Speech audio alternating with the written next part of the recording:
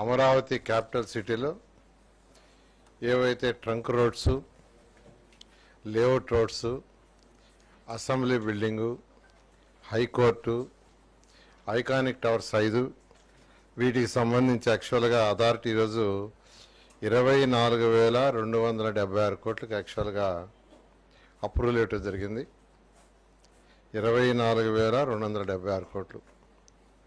So వీటితో మొత్తం ఇంతవరకు 41 authority meeting, 42 authority meeting, 43 authority meeting, ఈ మూడిట్లో కలిసి 45,249 కోట్లు ఈరోజు అథారిటీ యాక్చువల్గా పర్మిషన్ ఇచ్చింది. ఇందులో ముఖ్యంగా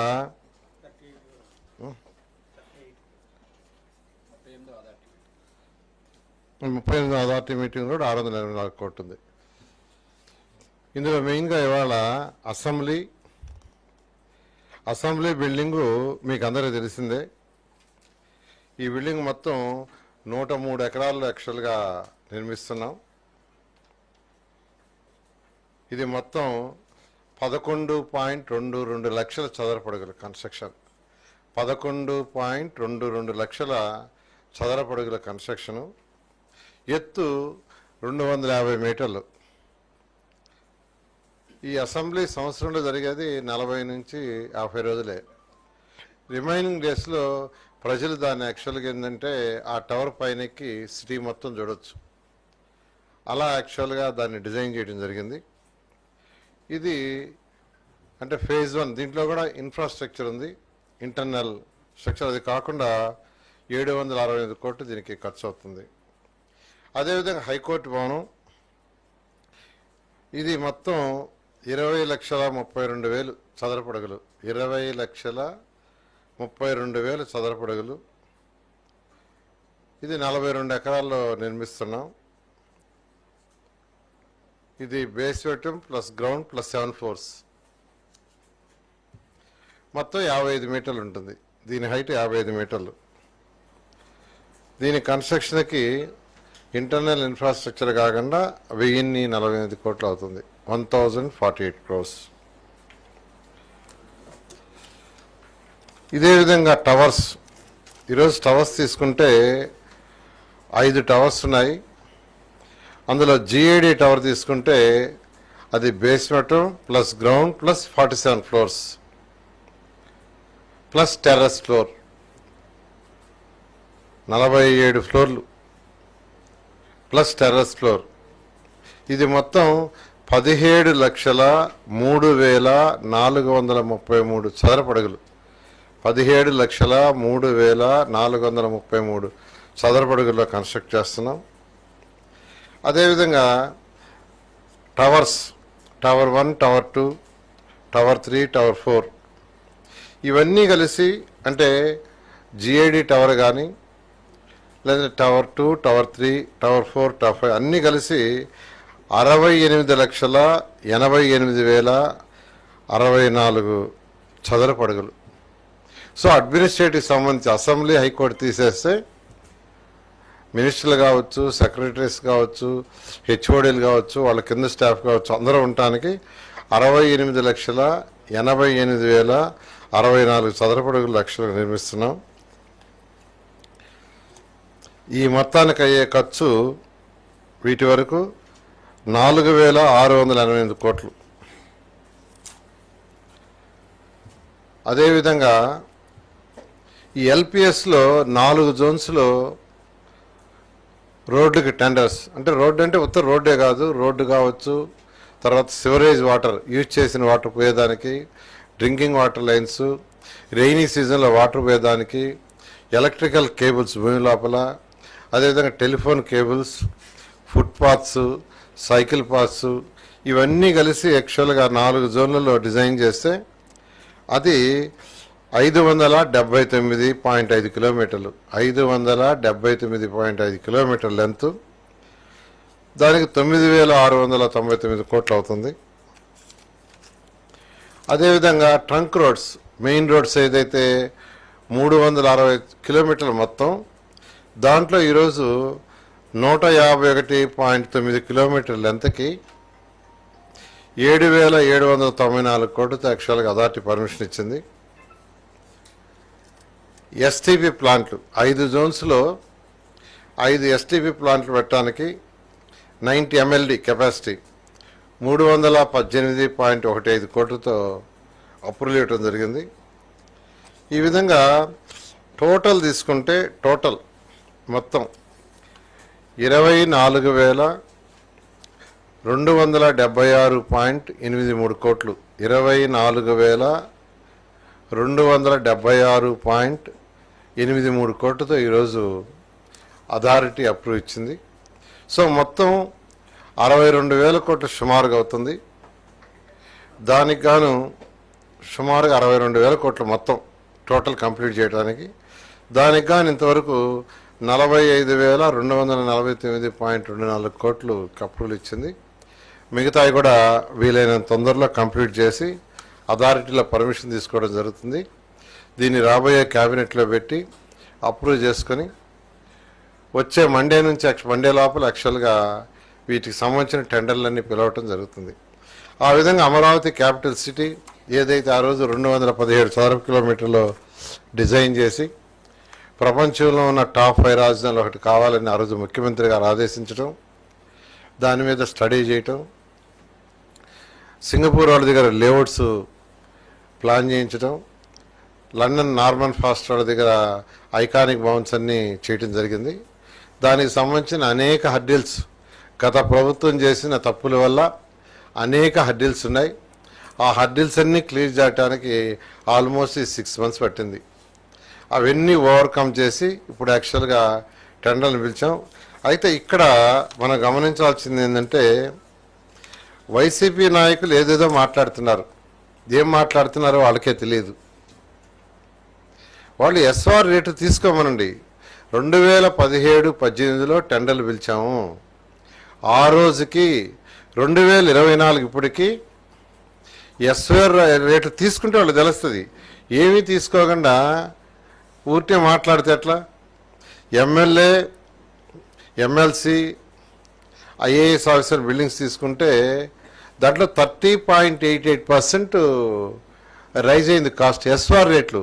అది కాకుండా జిఎస్టీ 6% ఉంది. సీరేజ్ మళ్ళీ అది ఒకటి ఉంది. ఈ విధంగా రేట్లు ఎందుకు పెరిగినాయంటే ఇది ఎస్ఆర్ రేట్లు. ఇవి 2017-18లో పిలిచిన టెండర్లు. అప్పుడు మళ్ళీ ఇప్పుడు 2024లో ఉన్నాం. అదేవిధంగా ఇప్పుడు గవర్నమెంట్ బిల్డింగ్స్ తీసుకుంటే టైప్ 1, టైప్ 2 అవన్నీ దాదాపు 49.02% రేట్లు పెరిగినాయి. ఎలక్ట్రికల్, ప్లంబరు ఈ వర్క్ ఎక్కువ ఉంది. కాంక్రీట్ మన మేజర్ అయిపోయింది. అవి రేట్లు అబ్నార్మల్ పెరిగినాయి. అవి ఎస్ఆర్ రేట్లు మేము చేసినవి కాదు. మీరు ఆ రేట్లు తీసుకోండి, ఆల్రెడీ మేము ఇచ్చాం కూడా. అదేవిధంగా టవర్స్ తీసుకుంటే ఒక 41% పెరుగుతుంది. ఫ్లడ్ సంబంధించిన కెనాల్స్ తీసుకుంటే 39%. అలా కాకుండా ఎల్పిఎస్, ట్రంక్ రోడ్డు తీసుకుంటే 28 to 35%.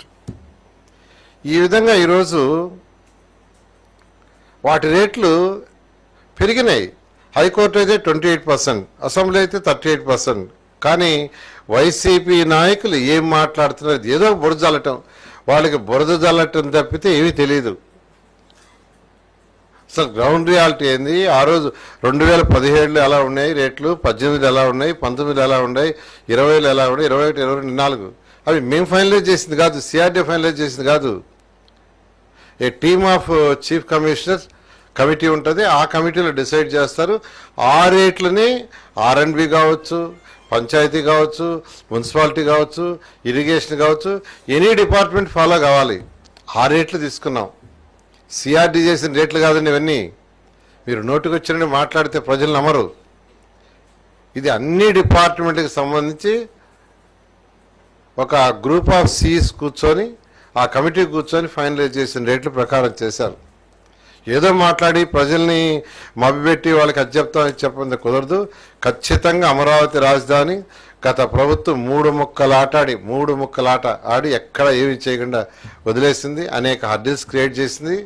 అవన్నీ ఓవర్కమ్ అయి ఇప్పుడు ట్రాక్లో పడ్డాయి.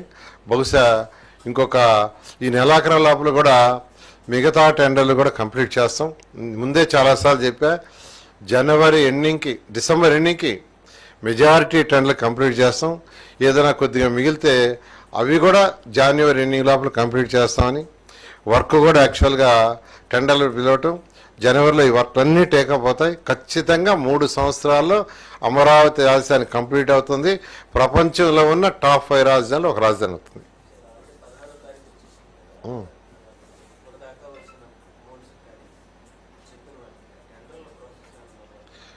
టెండర్లు యాక్చువల్గా ఒక 3 డేస్లో యాక్చువల్గా స్టార్ట్ అవుతాయి.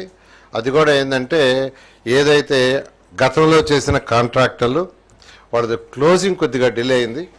వాళ్ళ దగ్గర నుంచి అగ్రిమెంట్లు అంతా ఇవాళ సిఎస్ గారి దగ్గర ఫైల్ పోయింది.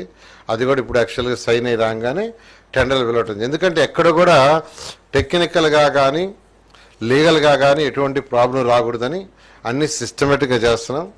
అది ఒక్కటి వచ్చేస్తే ఆ యొక్క అగ్రిమెంట్స్ ఏదైతే వాళ్ళు క్లోజ్ చేసుకుంటున్నారో ఆ అగ్రిమెంట్కి సంబంధించిన ఫైలు బహుశా వాళ్ళ రాత్రి రేపు మార్నింగ్ వచ్చేస్తుంది. అది రాగానే ఇమీడియట్గా టెండర్లు వచ్చేద్దాం. పేమెంట్స్ ఎంత ఇవ్వాలనేది క్లియర్గా చేశారు. అమౌంట్స్ అన్నీ 120 రోజుల్లో వాళ్ళకి ఇచ్చేటట్టుగా అగ్రిమెంట్ అయ్యాం. అగ్రిమెంట్ అయ్యేటప్పుడే 120 డేస్లో వాళ్ళకి అగ్రిమెంట్ రోజు నుంచి ఈ లోపల అంటే 120 డేస్ సిఆర్డీ పెట్టింది. వీలైనంత వరకు వాళ్ళకి అమౌంట్ జనవరిలో కానీ ఫిబ్రవరిలో కానీ ఇచ్చేయడం జరుగుతుంది. సీడాక్స్ రోడ్డు కూడా చేస్తాం.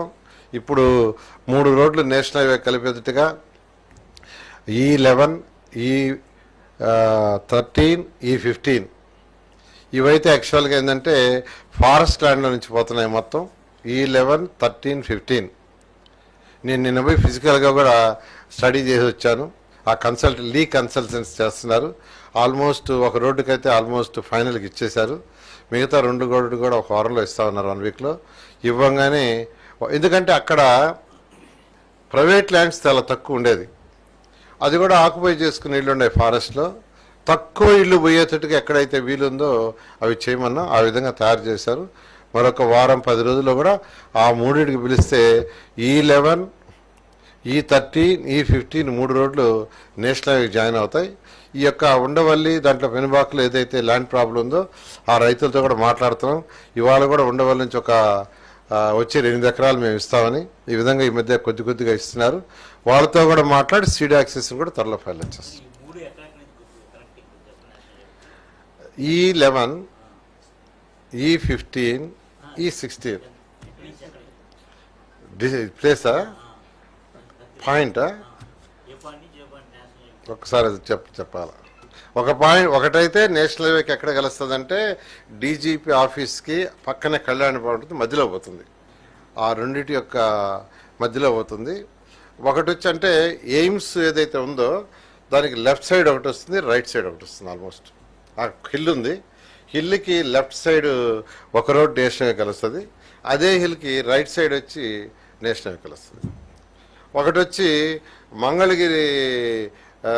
మంగళగిరి రోడ్లో కలిసి అక్కడి నుంచి నేషనల్ హైవేలోకి పోతుంది. ప్రాబ్లం లేదు. ప్రాబ్లం ఏది వెస్టర్న్ బైపాస్ రోడ్డు ఏదైతే డిజైన్ చేశారో అదే ఫైనల్. No change. ముఖ్యమంత్రి గారు చెప్పారు. వెస్టర్న్ బైపాస్ దిగేదా మీరు అడిగేది? ఇక్కడ వెస్టర్న్ బైపాస్ రోడ్లో యాక్చువల్గా జరిగింది ఏంటంటే మాస్టర్ ప్లాన్లో సింగపూర్ వాళ్ళు ఇచ్చినప్పుడే డిజైన్ చేసినప్పుడే 2 దగ్గరలు దిగేటట్టుగా ఇచ్చారు. ఆ యొక్క బైపాస్ రోడ్డు మీద పోతూ 2 దగ్గరల ఈ యొక్క అమరావతి క్యాపిటల్ సిటీలో ఏదైతే 360 కిలోమీటర్ రోడ్లు డిసైడ్ చేసాం 2 దగ్గరల, అందులో E5 దగ్గర దిగేటట్టుగా చేశారు. అయితే గత ప్రభుత్వం వైఎస్ఆర్సీ ప్రభుత్వం 2021లో ఆ కాంట్రాక్టర్లు అడిగారు, సార్ మేము దిగటానికి 120 మీటర్ల వెడల్పు ఉండే రోడ్డు కావాలి, వెడల్పు 120 మీటర్లు కాబట్టి అటు ఇటు రోడ్డు ఇవ్వమంటే వాళ్ళు ఎక్కడో చూసేసి ఒక దగ్గర ఇచ్చేశారు. E4 దగ్గర, అది E4కి దగ్గరలో ఇచ్చేశారు. అందువల్ల ఏంటంటే వాళ్ళు అక్కడ డిజైన్ చేస్తామంటే నేను యాక్చువల్గా మొత్తం సిఆర్డీతోనూ ఆ నేషనల్ లెవెల్తో అందరితో కూర్చొని మ్యాప్లన్నీ స్టడీ చేసిన తర్వాత ఆ E5 దగ్గర దిగే పాసిబిలిటీ ఆల్రెడీ ల్యాండ్ కూడా పెట్టేశారు. అంటే ఒక పెద్ద సర్కిల్ వచ్చేదానికి కన్వీనియంట్గా సింగపూర్ వాళ్ళు ఇచ్చిన డిజైన్లోనే ల్యాండ్ ఇచ్చారు, సిఆర్డీఏ వాళ్ళు దానికోసం ల్యాండ్ వదిలేస్తున్నారు. అది వాళ్ళకి చూపించాను, నిన్నే జరిగింది యాక్చువల్గా. మళ్ళీ 2-3 రోజుల్లో కూర్చొని వాళ్ళతో డిస్కస్ చేసి వీలైనంత వరకు E5 దిగేటట్టుగా ఆ చిన్న మార్పు చేయడం జరుగుతుంది. Thank you. అదే అంటే అంతకుముందు ఆగిపోయింది, ఇప్పుడు మళ్ళీ రైతులు ముందుకు వస్తున్నారు. త్వరలో వాళ్ళందరితో మాట్లాడి డిస్కస్ చేసి దాన్ని క్లోజ్ చేయడం జరుగుతుంది. అంటే వాళ్ళు యాక్చువల్గా మాకు సిటీకి మెయిన్ రోడ్డుకి దగ్గరగా ఉంది అని యాక్చువల్గా వాళ్ళు ఎక్కువ ప్యాకేజ్ అడిగారు. అయితే ప్రజెంట్లో అమరావతి క్యాపిటల్ సిటీలో ఒకసారి ప్యాకేజ్ డిసైడ్ చేసిన తర్వాత దాంట్లో మార్పులు చేర్పులు చేయటం కుదరదని చెప్పడం జరిగింది. వాళ్ళు కూడా దానికి ఒప్పుకున్నారు యాక్చువల్గా. అయితే మాకు ఇక్కడ కూడా ఏదైనా ఒక మంచి యాక్టివిటీ, ఒక ఇండస్ట్రీయో లేదంటే ఒక బిల్డింగో ఒక మంచి యూనివర్సిటీ ఏదో ఒకటి పెట్టమన్నారు. ఖచ్చితంగా 29 గ్రామాల్లో ల్యాండ్ పుల్లింగ్ తీసుకున్న 29 గ్రామాల్లో ప్రతి గ్రామంలోనూ ఏదో ఒకటి ఈక్వల్గా పెట్టడం జరుగుతుంది. అక్కడ ఎంప్లాయ్మెంట్ క్రియేట్ జరుగుతుంది. అక్కడ ఉండేవాళ్ళకి ఉపాధి రకాలకి ఇచ్చే విధంగా చేస్తామని చెప్పాను. దానికి ఎక్కువ మంది రైతులు సమ్మతించారు, ల్యాండ్ పుల్లింగ్కి వస్తున్నారు. Okay, thank you. Inner ring road కూడా ఉంది, ఇప్పుడే ముఖ్యమంత్రి గారు చెప్పారు. ఇన్నర్ రింగ్ రోడ్ని కూడా యాక్చువల్గా ఇమీడియట్గా టేకప్ చేయమని, దాన్ని కూడా త్వరలో టేకప్ చేస్తాం. Thank you.